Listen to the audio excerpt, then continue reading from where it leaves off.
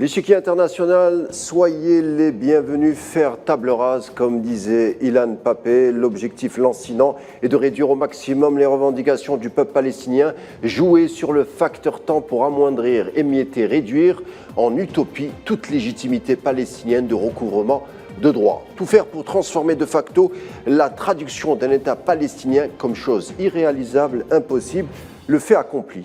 La nature des bombardements, en dépit des victimes civiles au nombre de 9000 morts, on rase des hôpitaux, des universités, des écoles, toute infrastructure est réduite en miettes. On vise des journalistes, des médecins, des enfants, à savoir la promesse du futur. On incite les Palestiniens à rejoindre le Sud pour éventuellement rendre plausible une déportation dans l'aride Sinaï, comme en 1948 ou 1967. Avec le sioniste, la Nakba est la seule politique déclinée sur le temps. Presque 1 million de colons sionistes s'installent hors du cadre onusien en terre cisjordanienne, sous les bons auspices de la soldatesque occupante et surtout le silence soigneusement distancé de l'Union européenne et de Washington. Circuler, il n'y a rien à voir, car comprenez, tel est le leitmotiv, l'entité sioniste a le droit de se défendre. Le plan ne date pas d'aujourd'hui, mais devient politique quand on a affaire à un ministre Netanyahou flanqué d'une fournée d'officiels dont le but est de bâtir le 3e temple à la place du mont d'Al-Aqsa. En dépit de la reconnaissance de l'ONU et de 138 pays d'un État qui s'appelle Palestine sur les frontières de 1967, la doctrine sioniste contemporaine se confond avec un messianisme qui ne dit pas son nom.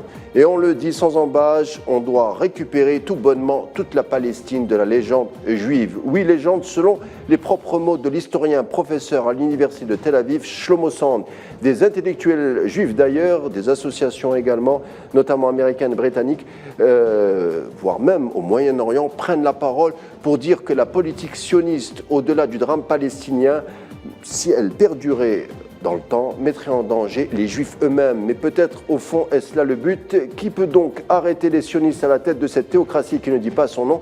Washington, sans aucun doute, sauf que le soutien, encore une fois, se démontre sans fausse note ou imprévu, illustré par les 2 porte-avions en renfort américain en Méditerranée orientale. Justement, jusqu'où ira l'engagement américain? À 1 an des élections présidentielles, Joe Biden risque de jouer son premier mandat et hypothéquer son second.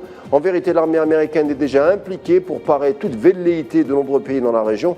On en parle tout de suite dans un instant avec nos invités du jour.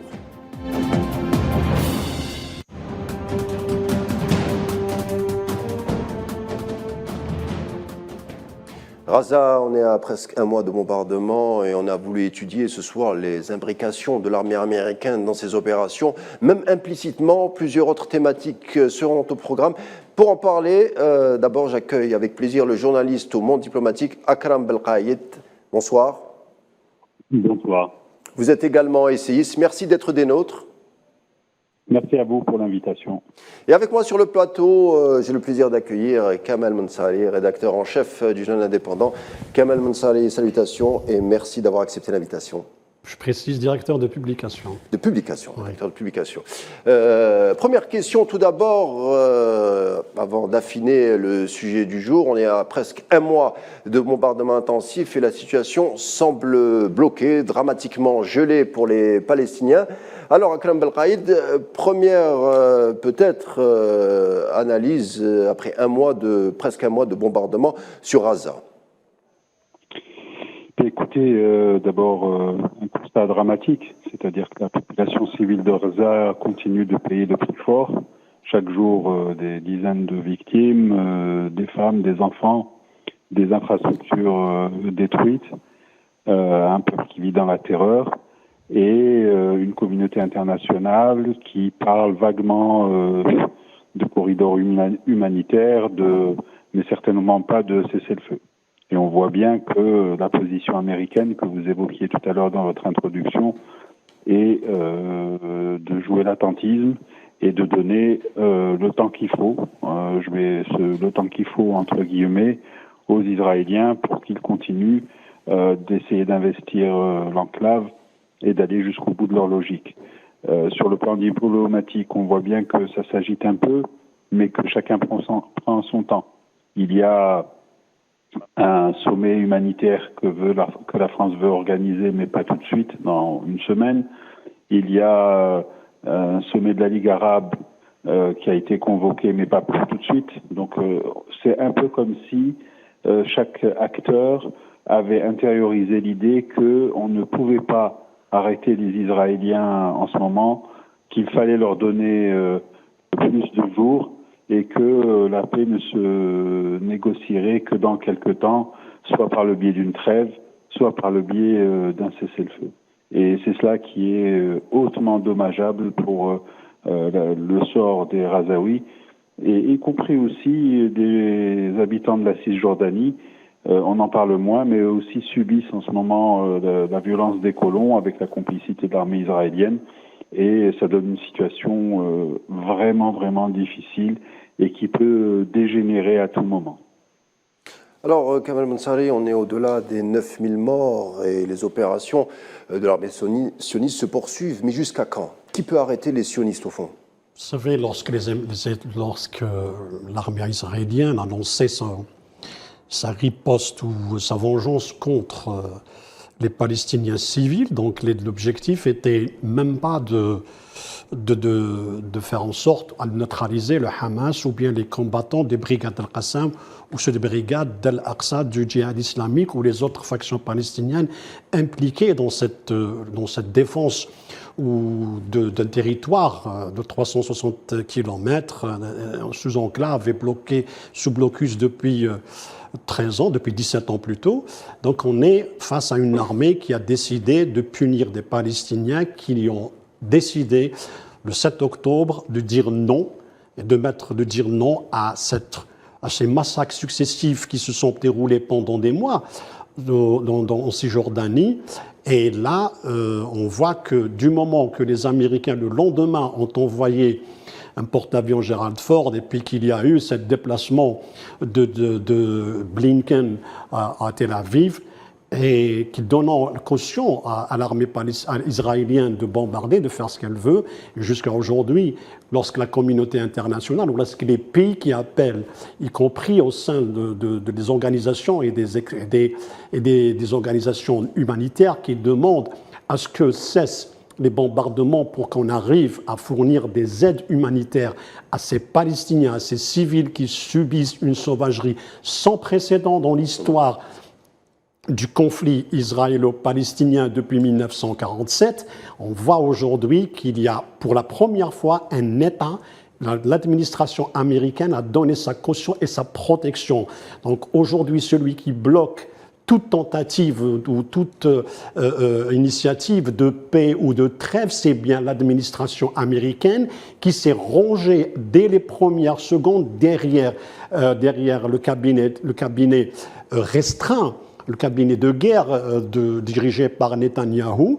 Donc on voit aujourd'hui qu'il est impossible. Quand on pose la question jusqu'à quand, oui, aujourd'hui, après la visite de Blinken à Tel Aviv, à la 4e visite, on voit que la décision du cabinet de Netanyahou était de poursuivre les combats et de dire non à tous les appels à la trêve. Donc il n'y a qu'une seule solution aujourd'hui, ou une option qui est face à la communauté internationale, qui interpelle la morale internationale, c'est bien ces massacres de civils, ces bombardements contre les hôpitaux, ces bombardements contre les ambulanciers, ces bombardements, ces assassinats de journalistes, ces assassinats de toutes sortes, de toutes les factions ou des citoyens de toutes les strates à Gaza. On voit que maintenant, il y a un problème de morale qui se pose et que l'Occident est en train de démontrer pour la première fois depuis 1945, depuis la Seconde Guerre mondiale, qu'il n'a plus de morale, qu'il n'a plus de crédibilité. Et c'est cette question qu'il se pose. Lorsqu'on dit jusqu'à où, donc il y a quoi? On peut répondre sur le plan militaire. Si les pertes, je dis bien si les pertes israéliennes s'accentuent, qu'il y a une pression interne en Israël, que la pression sur le cabinet Netanyahou s'accentue pour qu'on arrive à une solution, parce qu'il y a la question des otages qui n'est pas encore réglée et qu'il y a aussi cette pression internationale qui vient, on a vu les manifestations, on a vu les appels provenant de nombreux pays, on a vu des pays qui avaient normalisé avec Israël, qui ont retiré leurs ambassadeurs. Donc on voit que il y a un pays qui est isolé, il y a deux pays aujourd'hui qui sont isolés, les États-Unis et Israël. Donc il y a un problème moral qui se pose, un problème politique et un problème diplomatique et un problème humanitaire. Il y a deux pays qui ont décidé de faire en sorte ou de démontrer l'excellence de leur sauvagerie en massacrant des civils pendant 29 jours, sans arrêt et sans tenir compte de quelque loi que ce soit, de la légalité internationale ou même les règles de la guerre. Dans les règles de la guerre, on ne tire pas sur les ambulances, on ne bombarde pas les hôpitaux, on ne bombarde pas les bureaux de l'UNRWA, des réfugiés. Et Israël, avec l'appui, la couverture, le parapluie américain, a dépassé toutes les limites. Et c'est ce problème moral et d'éthique qui est posé aux Occidentaux et qui va être retenu dans l'histoire. Akram Belkaïd, c'est vrai, au fond, le point décisif de toute cette équation, au fond, c'est bien les Américains qui, peut-être, se mettront à dire aux sionistes de reculer quand la soldatesque sioniste éventuellement pénétrera Gaza et on verra les soldats tomber ou le nombre de blessés augmenter. C'est à ce moment-là que peut-être les Américains utiliseront ou hésiteront leurs moyens de pression sur Netanyahou, non ? Écoutez, si on essaie d'avoir une perspective historique, Israël, il y a grosso modo 50 résolutions de l'ONU ou textes qui condamnent Israël ou qui lui demandent d'obtempérer, de respecter les droits des Palestiniens, d'autoriser le droit des réfugiés au retour ou même d'arrêter la colonisation en Cisjordanie. La dernière fois que les États-Unis n'ont pas opposé leur veto à un texte majeur contre Israël, c'était en décembre 2016, à propos justement de la colonisation. Les Américains s'étaient abstenus et le Conseil de sécurité avait voté une résolution condamnant la colonisation de la Cisjordanie et expliquant que cette colonisation mettait en danger la solution à deux États. Et donc à l'époque, les Américains s'étaient abstenus. C'était une décision d'un gouvernement sous Obama qui était en fin de cycle, puisque il y avait eu l'élection juste quelques mois avant et que Donald Trump allait prendre le relais à partir de janvier 2017. Ça n'avait quasiment aucune, je dirais, incidence. Aujourd'hui, il est clair qu'effectivement que les Américains détiennent comme toujours la clé, mais il faut prendre en compte tous les éléments de l'équation.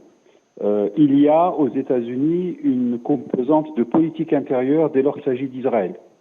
Monsieur Biden, le président des États-Unis, pense à sa réélection en novembre prochain, novembre 2024, et comme n'importe quel homme politique américain aux États-Unis, il a un œil toujours fixé sur ses comptes de campagne. Et donc, toute initiative qui pourrait, je dirais, assécher le financement de sa campagne électorale n'est pas prise. Et aujourd'hui, M. Biden ne veut pas se mettre à dos de gros contributeurs du Parti démocrate qui, en règle générale, sont des soutiens affirmés à Israël. Parmi eux, un certain nombre de grands producteurs à Hollywood, mais pas que. Il y a aussi l'industrie de l'armement, pour qui Israël est un client important et qui donc font toujours pression pour que ce pays ne soit jamais mis en cause, et ainsi de suite. Donc vous avez cet élément de politique intérieure. À cela s'ajoute un autre fait, c'est que en termes de géopolitique, on est quand même aujourd'hui dans une redistribution des cartes, avec des tensions multiples, avec une Amérique qui s'est désintéressée pendant très longtemps du Proche-Orient parce qu'elle considère que l'avenir de la planète est en train de se jouer au niveau de l'Asie et du Pacifique, et que le vrai défi pour les États-Unis, c'est la Chine, et que donc il n'y a plus de raison de s'occuper de cette partie du monde. Et voilà que l'actualité oblige les Américains à revenir d'une certaine manière, comme ça a été dit, avec leur porte-avions au niveau de la région. Et là aussi, la tradition américaine, ça a toujours été de soutenir les Israéliens pendant les guerres, quelles qu'elles soient, et quel que soit l'impact sur les populations. Je rappelle que lorsque les Israéliens ont envahi le Liban en 1982, invasion qui s'est terminée par le départ de l'OLP de Beyrouth et aussi par les massacres de Sabra et Shatila, les Américains ont soutenu jusqu'au bout quasiment les Israéliens. La seule fois où dans un contexte, je dirais, de tension et de guerre, les Américains ont décidé à un moment donné de faire pression sur Israël en disant c'était en 1991, après la guerre du Golfe, après la défaite, en tout cas la sortie des troupes de Saddam Hussein du Koweït. Et là, face à l'émotion mondiale aussi par rapport au déferlement de violence qui s'en était suivi, notamment sur les populations civiles irakiennes, les États-Unis avaient tordu le bras à Ishaq Shamir en l'obligeant à participer à la conférence de Madrid, en lui disant « si vous ne voulez pas venir, nous vous coupons l'aide financière ». Ça a été un des rares moments où les États-Unis ont essayé de jouer un rôle important. Mais qu'est-ce qui s'est passé ensuite ? Il s'est passé que le président qui avait osé faire ça, George Bush père, n'a pas été réélu. Il a fait un seul mandat et il a été battu un an plus tard par un jeune démocrate qui venait d'arriver, qui était Bill Clinton. Donc c'est pour vous dire que il faut toujours avoir en tête, quand on parle des États-Unis et de la situation au Proche-Orient, toujours avoir en tête qu'il s'agit aussi d'un problème de politique intérieure américaine. Là où ça se corse et là où ça devient intéressant, c'est qu'aujourd'hui, les soutiens populaires à Israël changent. Ce ne sont plus les mêmes qui soutiennent Israël. Pendant très longtemps, la communauté juive des États-Unis a été absolument, je dirais, majoritaire à soutenir Israël, Tel Aviv, et à empêcher toute pression. Aujourd'hui, ça a changé. Vous avez une bonne partie de la jeunesse américaine qui se désolidarise et qui divorce, qui ne se reconnaît pas dans le gouvernement de Netanyahou et qui le montre et qui manifeste. Il y a eu beaucoup de manifestations ces derniers jours, notamment de cette jeunesse qui a occupé des gares, qui a occupé des places publiques et qui refuse et qui demande un cessez-le-feu et qui fait donc pression sur ses élus et sur le gouvernement. Et ça, c'est intéressant parce que ça, c'est une composante importante électorale du Parti démocrate et ça commence à inquiéter M. Biden. C'est de là que pourrait venir d'ailleurs la plus grosse pression, paradoxalement, sur les États-Unis. À l'inverse, ceux qui continuent à soutenir totalement Israël, ce sont les évangéliques, les chrétiens évangéliques, une des plus grosses bases, je dirais, électrices de Donald Trump, et pour qui soutenir Israël, c'est d'une certaine manière soutenir l'avènement du deuxième royaume juif et donc faire en sorte ensuite que le Messie revienne. C'est une vision totalement théocratique des choses, mais qui a son importance sur le plan politique. Alors, en tous les cas, aujourd'hui, aucun partenaire arabe des États-Unis ne semble capable, je dis bien aucun partenaire, ne semble capable de faire pression sur Washington. D'ailleurs, aucune capitale arabe, aucune, n'a rappelé son ambassadeur des États-Unis pour consultation. Alors, Kamal Mensari, au fond, ce que vient de dire Karam Belraïd, deux choses. On pensait que les États-Unis étaient sortis du Moyen-Orient avec la doctrine Obama qui concentrait les troupes en Asie du Sud-Est pour un peu former une nasse autour de la Chine et surveiller aussi la mer de Chine et les pays qui annexent. Et également, on a l'impression aussi que le lobby juif aux États-Unis via l'AIPAC n'est pas aussi, on va dire, tenu qu'il y a quelques années, que il est plus ambivalent, il change avec cette nouvelle génération qui monte. Et c'est vrai qu'on voit des juifs américains qui divorcent des lobbies sionistes. Qu'en pensez-vous ? D'abord, pour être sûr de cela, il faut faire des sondages et essayer de voir la position des juifs américains à l'égard, que ce soit de Netanyahou ou que ce soit de l'administration ou bien des candidats potentiels pour la présidentielle. Mais pardonnez-moi, M. Salissi, on a vu des manifestations à Harvard, on a vu à Wall Street. Mais les manifestations, mais là on parle des juifs américains. Oui, des juifs, je parle des juifs. Oui, il y a des juifs qui depuis longtemps, ils sont contre l'existence même d'Israël. Donc, il faudrait le Manu Carta, par exemple, ils y sont. Mais il y a un fort mouvement de juifs américains, comme le mouvement Lubavitch, qui croit que le retour du roi David doit passer par Israël, mais ce n'est pas notre sujet. Donc, on est en train, c'est pour ça que vous avez parlé de temple, donc c'est pour cela qu'on prépare le temple de roi David le troisième temple, le fameux troisième à Jérusalem. Donc, c'est cela un petit peu, mais ce n'est pas notre genre. Mais pour revenir à votre question, c'est vrai que de temps, Obama avait décidé de déployer ou bien de faire de l'Asie, parce qu'avec la montée de la Chine comme étant l'un des pays émergents qui représente vraiment une menace pour l'hégémonie américaine, donc on a vu comment ils ont depuis l'ère Obama, comment les États-Unis ont essayé de noyauter la Chine, la mer de Chine et au dehors de la mer de Chine, avec des partenariats avec les Philippines, l'Indonésie, parce que déjà les États-Unis, enfin l'armée américaine avait contrôlé le détroit de Malacca, qui est l'un des plus importants détroits.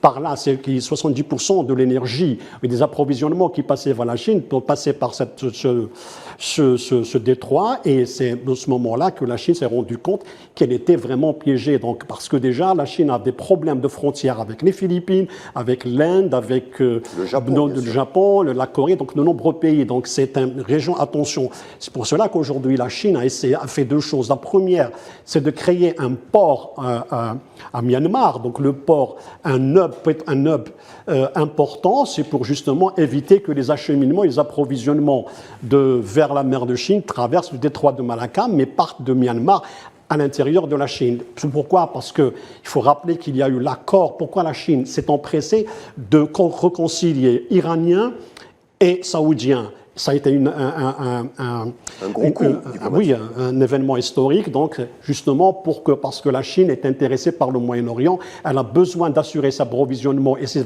investissements en Iran. On parle de 400 milliards de dollars d'investissement en Iran sur 25 ans. Elle a aussi 60 milliards d'investissements en Arabie Saoudite.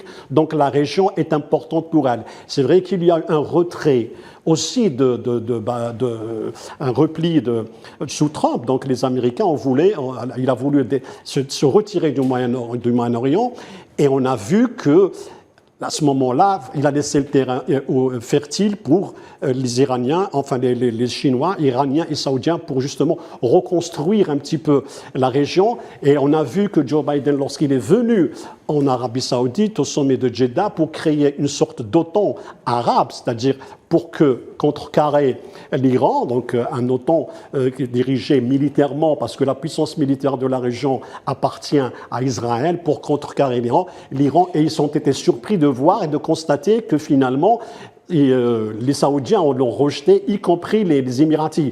Donc, est-ce que cette guerre, au fond, ne fait pas les beaux jeux des États-Unis, parce que ça leur permet de revenir franchement au Moyen-Orient? C'est très compliqué. Donc, les Américains au Moyen-Orient n'ont jamais... Je vais vous rappeler une chose, que ce soit en Irak, que ce soit au Liban, que ce soit en Syrie, où les Américains n'ont pas eu le succès qu'ils escomptaient. Donc ils sont venus sous des parapluies mensongères, donc la question des ADM en Irak, mais finalement ils se sont retirés comme ils se sont retirés d'Afghanistan. C'est une région très complexe, et aujourd'hui la donne a changé. C'est-à-dire sur le plan militaire, l'Iran n'est plus l'Iran des années 80 qui était en conflit avec l'Irak.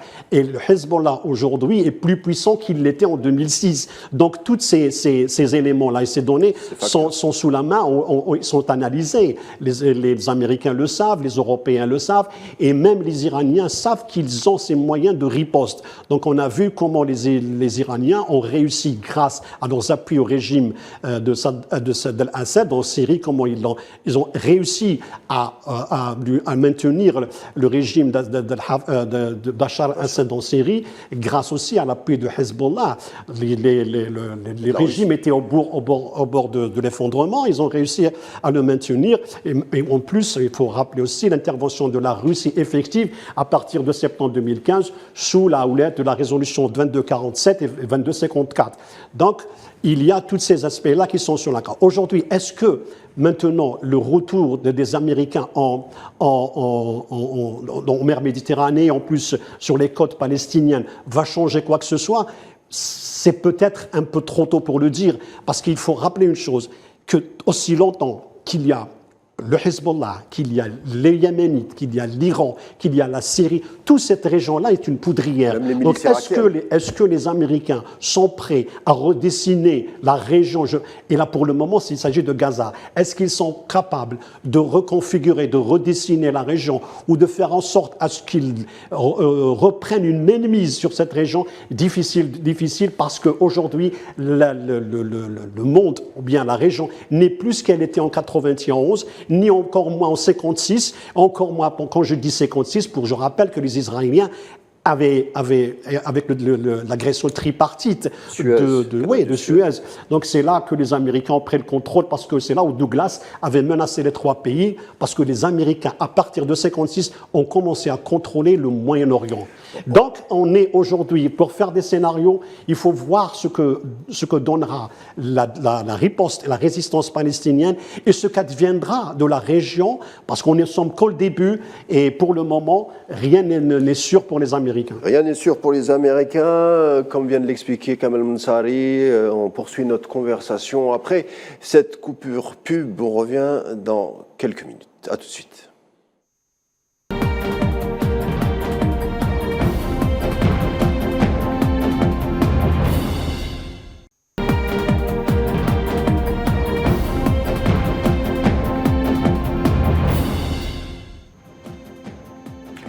Bienvenue si vous nous rejoignez, l'Échiquier International. Aujourd'hui, on s'interroge sur la plausible implication américaine auprès de la soldatesque sioniste à Gaza, jusqu'où elle va.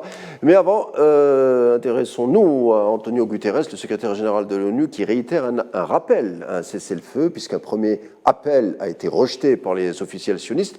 La rue mondiale se mobilise pour la Palestine. On regarde avec ce prochain sujet signé Amel Mziane Zitouni. Malgré toutes les interdictions, les manifestations pro-palestiniennes se sont multipliées ce week-end en Europe et partout dans le monde. À Paris, Londres, Madrid, Lisbonne, Genève et Berlin, des milliers de personnes ont défilé sous haute surveillance. Les manifestants sont descendus dans la rue pour dire non à la barbarie sioniste commise contre les Palestiniens à Gaza.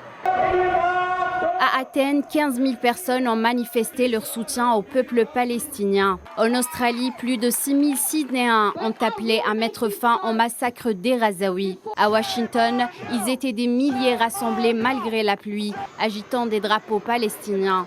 Dans la région des pays musulmans, d'Istanbul à Téhéran, en passant par Bagdad, Amman, Le Caire, le Liban et Damas, des dizaines de milliers de personnes ont manifesté ce vendredi 13 octobre en soutien à la Palestine. Des rassemblements ont également eu lieu au Bahreïn et au Qatar, deux pays du Golfe. À Alger, plusieurs milliers de personnes sont sorties pour exprimer leur soutien aux Palestiniens et une grande banderole avec l'inscription « Nous donnerons notre vie pour la Palestine » a été déployée. Un millier de personnes ont également manifesté à Tunis. Au Yémen, des marches ont eu lieu dans les principales villes, dont Sanaa. Des manifestations ont eu lieu dans des pays musulmans hors de la région, comme le Pakistan et l'Afghanistan. Outre les manifestations, deux autres gouvernements ont rappelé leurs ambassadeurs auprès de l'entité sioniste aujourd'hui, en signe de protestation contre la poursuite de la barbarie sioniste contre les Palestiniens dans la bande de Gaza. Il s'agit du gouvernement du Honduras et du gouvernement turc. Ce dernier qui a rappelé son ambassadeur auprès de l'occupant pour consultation en raison de son mécontentement vis-à-vis des pratiques génocidaires de ce dernier contre les Gazaouis. Venons-en à notre sujet du jour. On l'a vu, on en parlait, la flotte américaine patrouille en Méditerranée orientale. Les soldats américains, 2000, tel est leur nombre, ne font pas partie officiellement de l'opération terrestre qui se dessine. Rien n'est encore décidé. Ils sont là officiellement pour sécuriser la présence américaine au Proche-Orient, évaluée à 40 000 hommes éparpillés entre plusieurs bases. D'un autre côté, l'infanterie sioniste piétine devant Gaza. L'ordre d'invasion massif n'a pas encore été donné, même si les combats s'intensifient dans les zones frontalières. Akram Belkaïd, l'armée américaine, malgré tout, on peut le dire, est-elle impliquée ? Ou quel est, je repose ma question d'une autre manière, quel est son niveau d'implication ? Alors, ce qu'on sait, c'est qu'il y a tout de même des conseillers techniques qui sont présents sur le sol. Et effectivement, vous avez cette plateforme logistique et aéronavale concentrée autour des porte-avions et des 2000 Marines qui se tiennent en réserve et qui sont là, soi-disant, effectivement, comme vous l'avez dit, pour sécuriser la présence américaine. Mais c'est aussi, je pense, un outil de dissuasion et c'est un message directement adressé au Hezbollah libanais qui consiste à dire que une attaque au nord ou une tentative d'embraser le front au nord serait pour les États-Unis un casus belli. Parce qu'il faut bien comprendre, si c'est un des autres éléments de l'équation, c'est que comme vous l'avez dit, l'armée israélienne rencontre une grosse résistance au sol et elle est tout de même dans la situation où le 7 octobre a constitué pour elle, au-delà de ce qui s'est passé pour les populations civiles, a constitué pour elle une défaite, en tout cas qui fera date. Et c'est une armée dont on ne dit pas assez qu'elle a deux natures. Elle a une nature, je dirais, hautement opérationnelle, qualifiée, mais ça ne concerne qu'une minorité de ses troupes. Et elle a une nature de conscrits, de gens sans grande expérience du combat, qui, à la veille ou l'avant-veille du 7 octobre, étaient encore chez eux à avoir un mode de vie que beaucoup de jeunes du monde ont et qui sont totalement terrorisés à l'idée des combats au sol. Donc c'est une armée qui a eu un besoin urgent d'être rassurée par son protecteur et allié américain au cas où les choses tourneraient mal. Alors, je vous rappelle que pendant plusieurs jours, début octobre, on ne savait pas trop ce qu'allait faire le Hezbollah libanais. Maintenant, on a quelques indications supplémentaires. On va en parler. On était tout de même dans un scénario, et on est toujours potentiellement dans un scénario d'embrasement général. Or, ce qu'avait publié la presse israélienne il y a un an, après quelques manœuvres, c'était que c'était une armée qui ne serait pas capable de faire face à un embrasement simultané de Gaza et de la Cisjordanie et d'une offensive au nord du Hezbollah. Et ça, c'est quelque chose qui est très très présent dans les commentaires des correspondants militaires de la presse israélienne. Alors justement, on a appris via les médias américains qu'il y a bel et bien, comme vous venez de le dire, Akram Belgaïd, des conseillers américains près des généraux sionistes, comme le général-major des Marines, James Glynn, qui a en effet l'expérience des combats en milieu urbain. On sent, Kamal Mounsari, que malgré tout, les Américains ont un pied déjà dans l'équation Razaoui. Bien évidemment. Donc hier déjà, donc ces derniers jours, ils avaient fait voler des drones pour essayer de repérer les otages américains, ou bien tous les otages. Ce que disait la presse américaine, surtout qu'on a vu ça sur CNN et sur Fox News. Donc il y a une implication. Il faut rappeler aussi que les premiers éléments qui ont été envoyés, ce sont les éléments Delta, spécialisés justement dans les opérations de sauvetage des otages ou surtout les opérations risquées, c'est-à-dire de corps à corps. Cela, les Américains, pour ce qui est des experts, aujourd'hui, le Pentagone avait dit que les experts sont rentrés, mais ça c'est les experts qui me diront les poids lourds, ce sont les généraux ou bien les officiers supérieurs.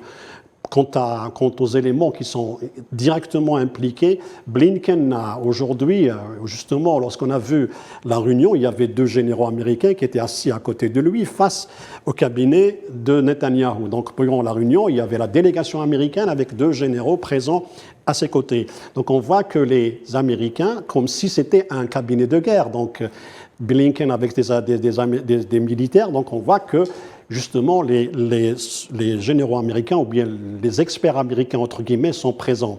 Maintenant, c'est vrai que ça a été perçu comme une manière de dissuasion, mais il faut rappeler que la présence immédiate des Américains, surtout le porte-avions Gerald Ford, était pour signifier quoi? Signifier que l'armée israélienne était en pleine débandade, que les Américains étaient extrêmement stupéfaits par cette opération menée par les éléments de la résistance palestinienne, notamment les brigades Al-Qassam et les brigades d'Al-Quds du djihad islamique. Donc, c'était cette idée-là et cette image-là d'une armée en débandade, d'une occupation qui ne s'est jamais produite, la précipitation, l'empressement américain d'envoyer ce porte-avions n'était pas pour justement, d'abord pour couvrir le massacre, parce qu'il n'était pas encore réellement engagé, mais que les Américains ont cru que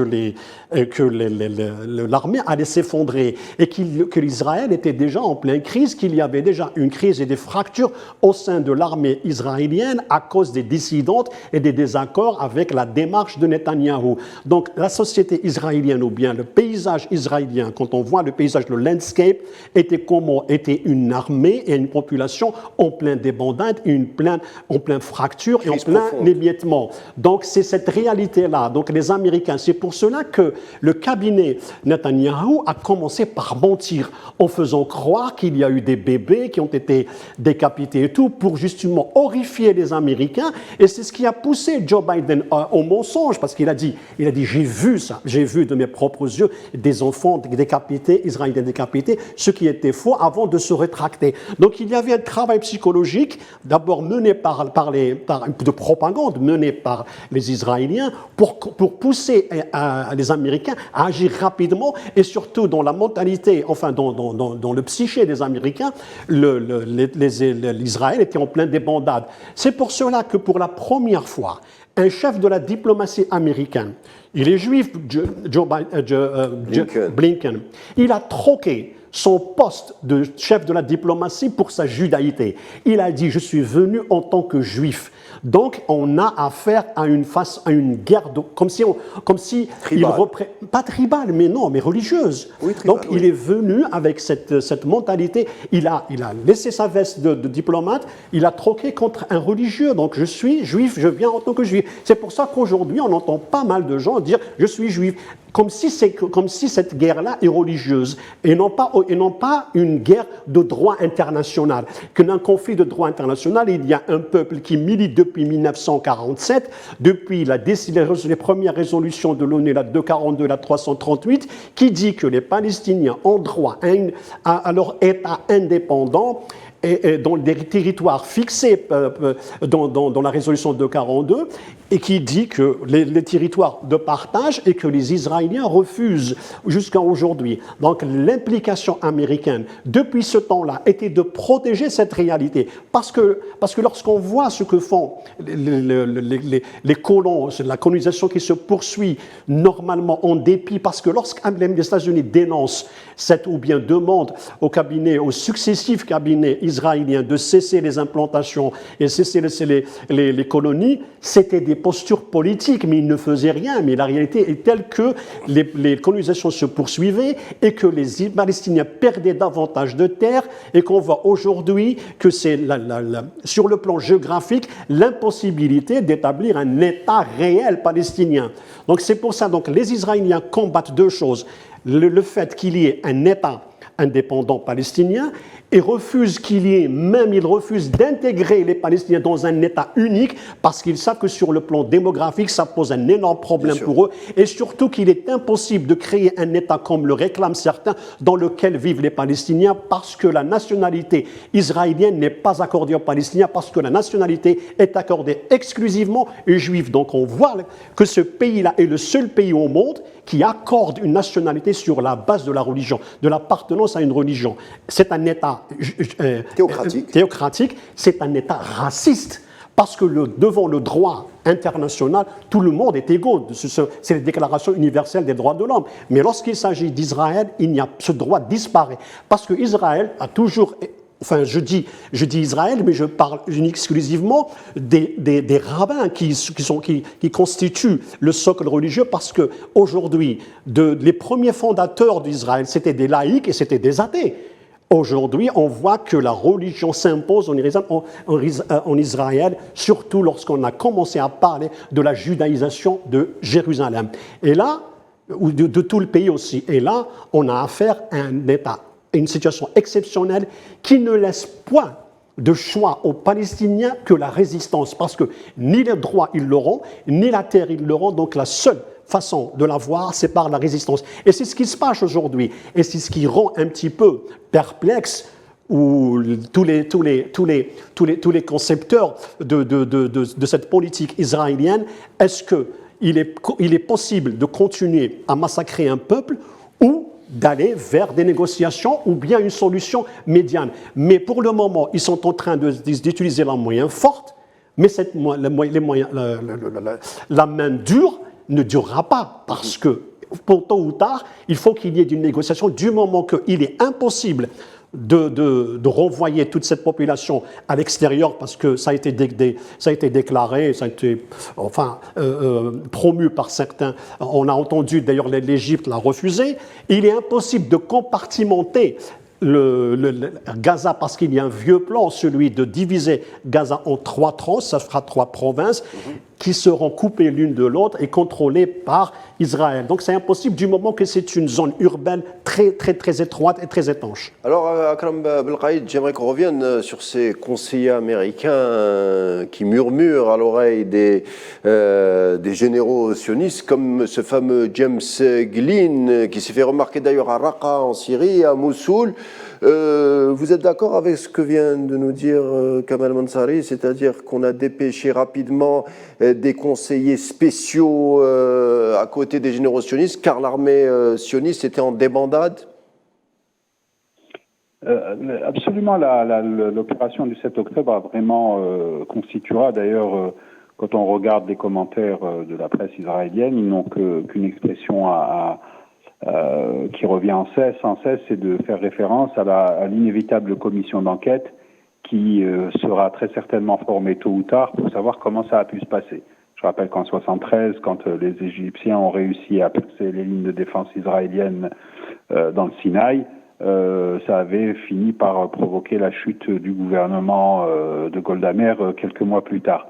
Et effectivement, les États-Unis ont toujours, à chaque fois, il y a eu plusieurs épisodes quand il y a eu la première intifada, si on regarde les archives, quand la première intifada a éclaté en 1987, ça a été la même chose, c'est-à-dire on envoie des troupes dans la région, on montre le muscle. Je dirais encore une fois, et c'est pour ça que j'en reviens à la question de la politique intérieure, ça permet de faire croire aux gens qu'on fait beaucoup, mais enfin, si demain le conflit s'embrase encore plus ou se complique avec l'intervention du Hezbollah ou un soulèvement populaire en Cisjordanie, c'est pas les 2000 Marines qui vont suffire à calmer tout ça, mais ça permet, si vous voulez, de muscler les choses, de donner l'impression que l'Amérique sera toujours aux côtés des Israéliens. Ce qui est plus important à mon sens, je vous pose la question directement. C'est les 14 milliards de dollars que le Congrès vient de voter. Donc ça veut dire 14 milliards d'armements qui vont être acheminés à court terme en Israël, avec c'est du matériel de mort, c'est des bombes, c'est des avions, c'est des choses destinées à stopper les roquettes. Ça, c'est vraiment quelque chose qui se multiplie. D'ailleurs, c'est très intéressant de voir que au Congrès américain, cette aide de 14 milliards de dollars, tout le monde la veut et il n'y a quasiment aucune voix dissidente. Par contre, le package pour l'Ukraine, là, il y a plus de discussions. Beaucoup d'élus républicains ne sont pas d'accord. Et juste, je voudrais terminer un point. Aux États-Unis, il y a quand même des mémoires au niveau de l'armée américaine. Et ils savent très bien, parce que vous parlez de Raqqa, de Mossoul, etc. et tout, il y a très peu de troupes américaines qui ont été engagées au sol à ce moment-là, parce qu'aux États-Unis, c'est la phobie de l'engrenage et de l'embourbement. Ils ont encore en tête ce qu'ils ont subi en Irak et en Afghanistan. Ils vont y réfléchir à 2 fois avant d'envoyer éventuellement des troupes au sol. Justement, je rappelle qu'on est justement, 30 ans. Je vous pose la question. Vous avez parlé des 14 milliards. Vous avez parlé des 14 milliards d'aides à l'endroit à l'endroit de l'entité sioniste de la part des Américains. Mais peut-être que la guerre en milieu urbain rend, malgré cette aide conséquente, les opérations difficiles pour les armées régulières. Telle est peut-être la physionomie des nouvelles guerres. On l'a vu, encore une fois, j'ai parlé de Mossoul, mais il y a aussi Fallujah. L'armée américaine a mis 1 an à sécuriser, comme on dit, la ville, malgré toute sa force de frappe. Également, on l'a vu en Ukraine, avec l'armée russe, qui a eu du mal au début, malgré sa supériorité à la fois matérielle et en termes humains. Raza, je vous pose la question, est-ce que Raza, malgré tout, est une guerre impossible ? Écoutez, là aussi, on est effectivement, vous avez raison de soulever ça, guerre en milieu urbain, plus densité urbaine démographique très élevée. Plus importante au monde. Incapacité d'avoir des combats au sol sans faire des dégâts au sein de la population civile. Et ça, on voit bien que les généraux israéliens sont divisés. On voit des articles de presse sur des gens qui se demandent quel est le but de guerre. Est-ce qu'il s'agit juste d'aller là-bas pour détruire et pour dire on a une victoire, entre guillemets, pour rendre la monnaie de la pièce à ceux qui ont fait le 7 octobre? Mais en tous les cas, et il y en a d'autres qui n'ont aucune, je dirais, espèce de retenue et qui sont prêts à y aller. On le voit bien, il n'y a qu'à voir le bilan. Et c'est ça qui est dramatique. Sauf que là, pour le coup, peut-être qu'à un moment donné, la pression, en tout cas l'émotion internationale va être suffisamment forte pour que tout ça s'arrête et qu'on arrive à un cessez-le-feu. Alors, je rappelle qu'on s'approche tranquillement des 10 000 morts civiles et c'est quelque chose qui est absolument incroyable.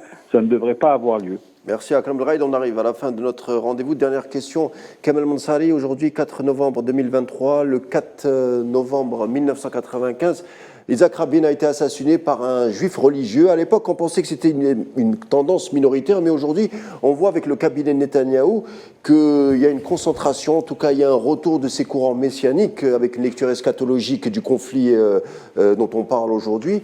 Est-ce que, pour vous, ces accords d'Oslo sont définitivement enterrés ? Déjà, Arafat ne les reconnaissait plus. Dans 2002, il a dit, c'est découvert que ça a été un piège. Bon. Ça a été un piège dans le sens où l'autorité palestinienne servait exclusivement une sorte d'entité de coordination sécuritaire. Elle était plutôt au service d'Israël au lieu de travailler pour la fondation d'un État palestinien indépendant, comme ça a été écrit dans l'article 7. Donc, ce qui se passe aujourd'hui, on découvre que finalement, c'est vrai que Arafat à l'époque avait demandé à Marwan Barghouti de créer les brigades Al-Aqsa, donc c'est qui ont décidé de reprendre les armes. En 2002, ça a donné le massacre de Jenin et puis tout ce qui s'ensuit. Donc, c'est pas la peine de revenir à cet épisode sanglant et meurtrier. Donc, on est face à une réalité que la montée du courant religieux, elle s'est manifestée avec la présence d'Ephraim Gvir, qui à sa nomination, il avait déclaré on était pourtant pas dans cette situation de guerre extrême. Il avait déclaré qu'il faut tuer les Palestiniens. Il a autorisé la police à tirer sur les Palestiniens à balles réelles, de les tuer, et non pas de les blesser, encore moins de tirer par des balles de caoutchouc ou utiliser d'utiliser le gaz lacrymogène. Donc, c'était assassiner. Donc, la mentalité de ceux qui ont pris le pouvoir aujourd'hui, avec lesquels compose Netanyahou, ce sont des gens qui ont un substrat religieux talmudique. Parce que quand on revient au Talmud, on voit bien que dans le Talmud de Babylone, il y a on parle du massacre des 7 peuples. Donc, c'est cette logique-là qui revient chez les ultra-orthodoxes juifs. Et on a vu comment 43 rabbins ont envoyé une lettre à Netanyahou lui disant qu'il n'y a aucun obstacle religieux à bombarder des hôpitaux. Vous voyez un petit peu la logique. Pourquoi ? Parce que dans la logique israélienne, ou bien plutôt justement juive, sioniste, L'autre n'est pas un être humain. Le gentil, le goyim, le goy. Le goy, oui. Merci beaucoup Kamal Moussali pour toutes ces explications. Merci d'avoir été des nôtres. Je tiens à remercier également Akram Belkaïed. Vous intervenez à partir de Paris. Merci pour tous vos éclaircissements. L'échiquier international arrive à sa fin. Je vous laisse avec la suite des programmes sur Al24 News et vous dis à demain.